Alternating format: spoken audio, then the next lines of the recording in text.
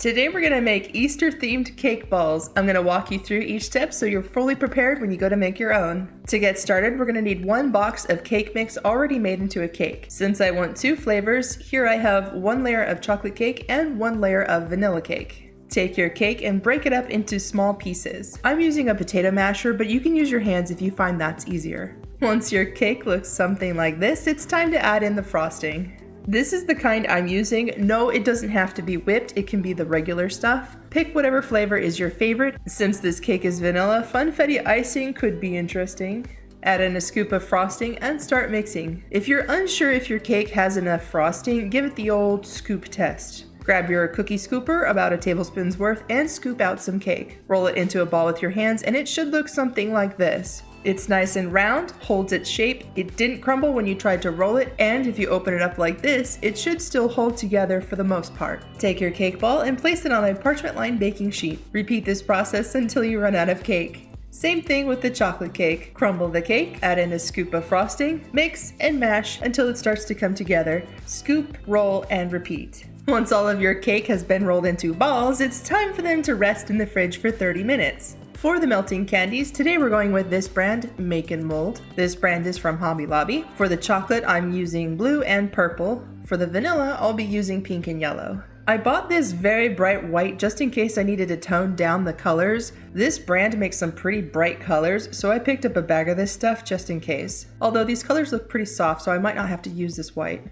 We're going to start off with the blue into the microwave for about a minute and a half, stirring every 20 seconds or so. While that's in the microwave, let me quickly show you what you'll need. Since we're making cake balls and not cake pops, I'm going to use these skewers. Make sure you have some place to put your cake balls to dry. I'm using the Styrofoam Block. I picked this up from Walmart in their floral department for just a few dollars. It's good to have some small bowls on hand, especially if you're planning to cover an entire cake ball with sprinkles. Speaking of sprinkles, on the left are some chunkier sprinkles. I picked them up at Hobby Lobby. The sanding sugar on the right I got from Walmart. If you are planning on doing cake balls instead of cake pops, pick up a couple of these candy liners. Okay, this chocolate is not entirely ready to go. It's pretty chunky, which means you'll have lumpy, overly thick coating of chocolate on your cake balls if you were to start dipping right now. To fix this, we're going to thin out the chocolate by adding in some vegetable oil. Wilton sells something called Easy Thin Dipping Aid for around $4, which I think is pretty much the same thing as using vegetable oil. I've never purchased it, but I suppose if you're looking for an alternative to vegetable oil, that is a possibility. Honestly, any flavorless, odorless oil will do the trick.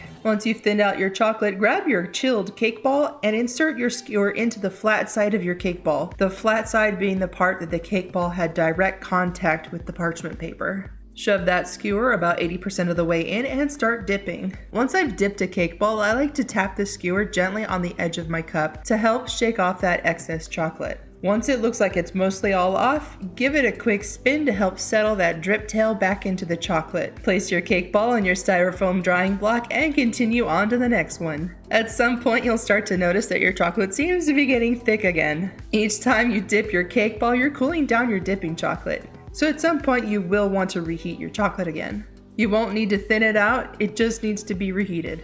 To remove the cake ball from the skewer, simply grab it like so and twist the skewer out. It helps if your hands are not hot when you go to hold your cake ball. I sometimes run my hands under cold water to help cool them off before I start this whole process. To decorate your cake ball, scoop your leftover melting candies into a piping bag or sandwich baggie and drizzle on some decorative squiggles. Only do a few at a time as the chocolate will harden rather quickly. You want to get your sprinkles on or your sanding sugar on before it starts to harden. If your leftover chocolate has hardened in your bowl, it's okay. It's still good, just reheat it in the microwave until it's melted again. And there you have it, some really fun and festive Easter themed cake balls. These make for a great treat at family get-togethers over the holidays, office parties, or just something special to have at home. Let me know in the comments what you think. If you have any questions, feel free to ask. And as always, thanks for watching, and if you like this video, I hope you give it a thumbs up. Don't forget to subscribe so you don't miss out, and I'll see you all in the next video.